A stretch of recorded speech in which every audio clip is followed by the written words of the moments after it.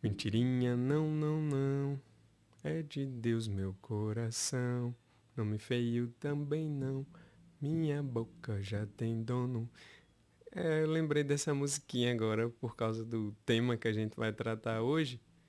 Mas enfim, meu talento não é musical, então vamos ao que interessa. Você está aqui hoje no meu canal, eu sou o Pastor Everton. Bem-vindos ao Teologicamente e hoje nós vamos falar sobre a mentira, mas não o básico, pois nós já sabemos que a mentira é um pecado contra Deus e quanto a isso não há discussão. Mas há situações onde a mentira é permitida nas Escrituras?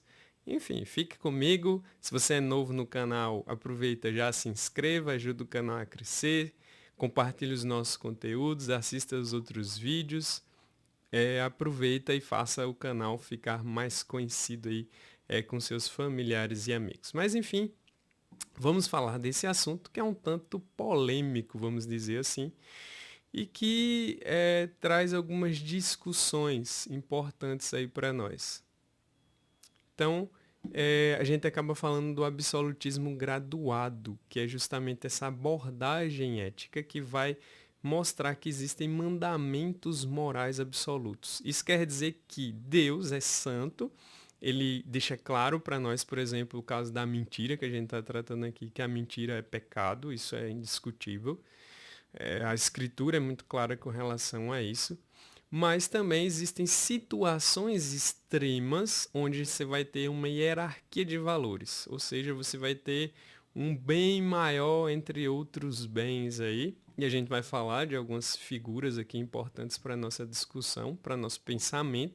Lembrando que, claro, né, aqui eu não estou esgotando o assunto, eu estou dando uma pincelada no assunto, que é discutido na temática da ética cristã, da ética no geral, e que ajuda a gente a pensar alguns trechos das escrituras, por exemplo, mas a questão são as exceções. Então, a mentira é pecado, mas há algumas exceções, e nós podemos provar isso biblicamente falando, com relação à mentira, trazer um certo equilíbrio, né, na aplicação dessa lei no dia a dia e também o contexto, né? Porque a gente não está aqui caindo no relativismo. O relativismo é um problema que qualquer um que conheça a visão cristã de mundo jamais iria concordar, mas o relativismo ele acaba acreditando que cada um cria sua verdade e tal, mas esse não é o caso. Aqui nós continuamos reconhecendo um padrão moral absoluto vindo de Deus, mas nas aplicações dessa lei em determinadas situações,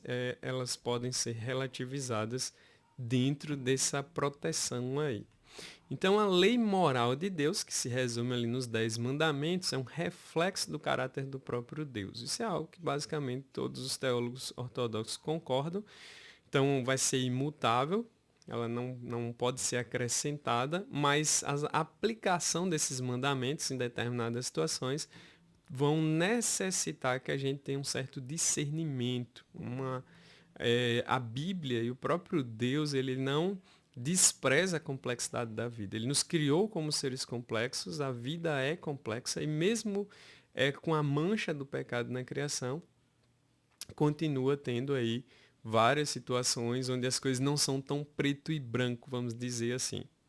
E aí o que acontece? Na questão da mentira, analisando biblicamente, você tem alguns textos que deixam muito claro para nós, Provérbios, Efésios, Colossenses, de não mentir. Então isso é algo que todo cristão, todo mundo que conhece a Deus, que tem um mínimo de bom senso e valores morais vai reconhecer. A mentira seria altamente destrutiva para a sociedade.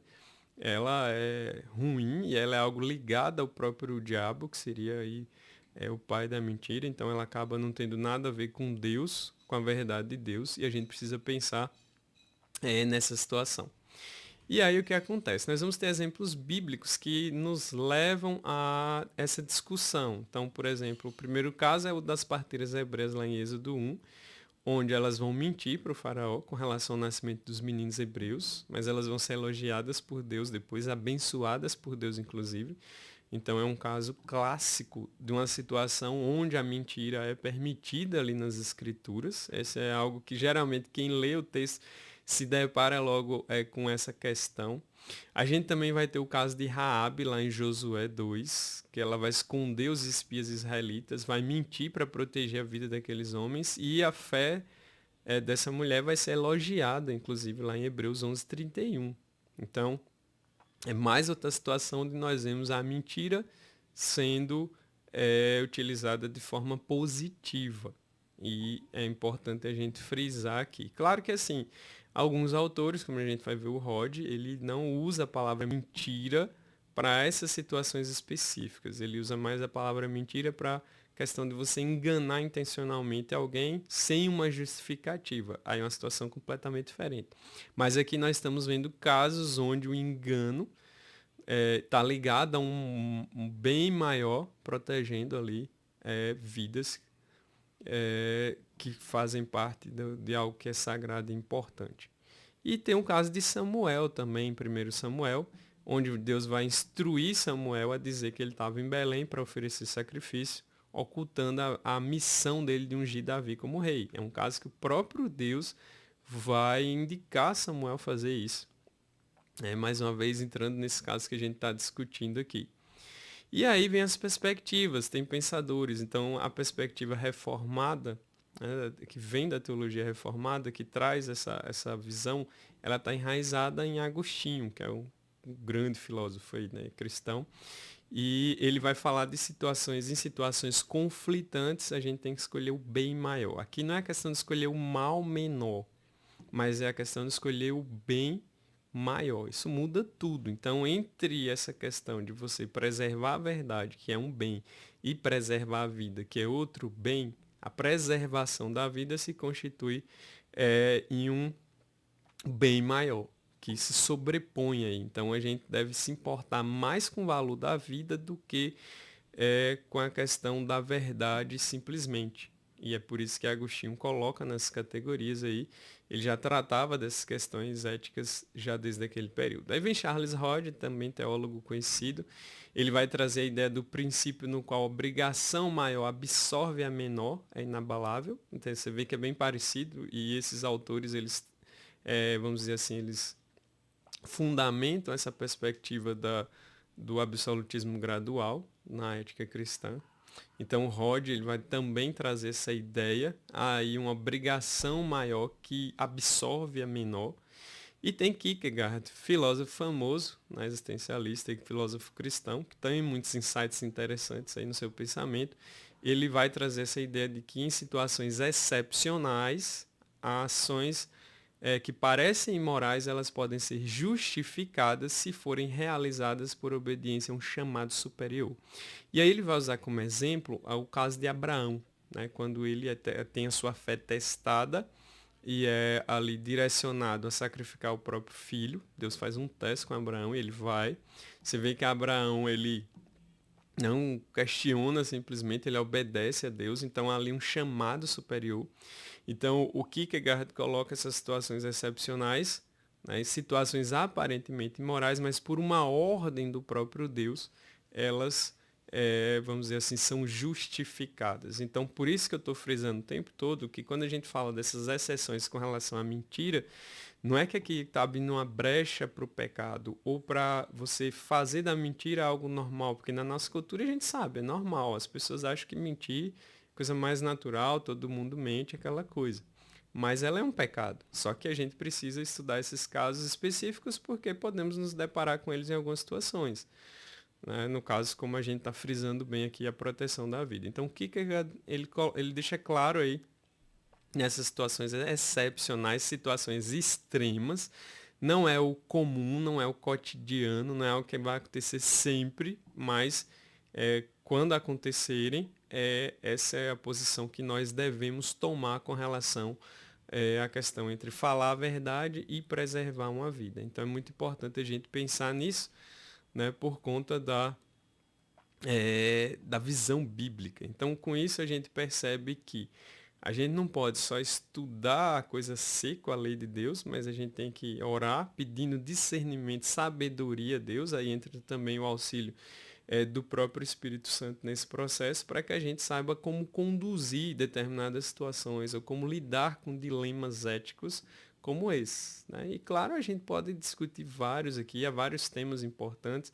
Um livro que é basicamente um livro clássico, assim, base para o estudo da ética cristã, o livro do Geisler, o Manual de Ética Cristã, se não me engano. Acho que eu estou até aqui com ele aqui do meu lado. O meu já está um pouco modificado. Ética Cristã, Opções e Questões Contemporâneas, do Geisler. Né? O meu vai estar encadernado, porque tanto usar assim, ele acabou estragando um pouco, ficou melhor colocar. Embora, né, vários leitores clássicos como eu não gostam de estragar o livro, mas eu acabei colocando para facilitar o manuseio. Mas é Ética Cristã aí da Vida Nova, do Geisler. É um livro básico para você estudar esse assunto e trata também dessa questão do absolutismo graduado com mais detalhes, né, e maior aprofundamento, aí, se você tiver curiosidade. Então, o que é que você achou desse assunto? Você já pensava assim? Você já tinha pensado sobre isso? Você já teve que lidar com um dilema ético dessa natureza, onde você precisou ali omitir a verdade para preservar e salvar a vida de alguém? Né? E aí é uma situação extrema, obviamente, né? Então por isso que a gente precisa pensar. Não é uma brecha para você fazer o errado ou para justificar o pecado, mas é sabedoria aplicada na vida prática para a gente agir de forma que agrade a Deus, mesmo diante de situações complexas como essa da questão da mentira. E aí, o que é que você achou? Você concorda, discorda? Coloca aí embaixo o que você pensa, sugira novos temas éticos que a gente possa tratar aqui, buscando o direcionamento das escrituras. E se você gostou do assunto, gostou do vídeo, compartilha, não esquece de compartilhar, não esquece de se inscrever, ajuda o canal a crescer e chegar a mais pessoas. Nos vemos na próxima. Deus abençoe você, um abraço.